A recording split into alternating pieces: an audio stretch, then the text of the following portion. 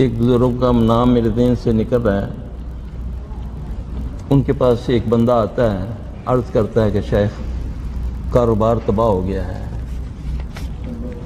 भूख फाके हो गए हैं, तो कुछ फरमाएं।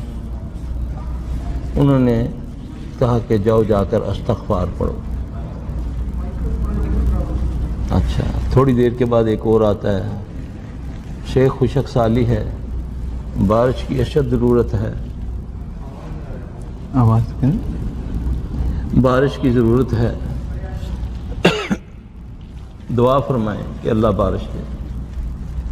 फरमाया जाओ जाकर इस्तग़फ़ार पढ़ो। तीसरा आता है, शेख इतना अरसा हो गया शादी हुई, औलाद नहीं है, तो फरमाया जाओ जाकर इस्तग़फ़ार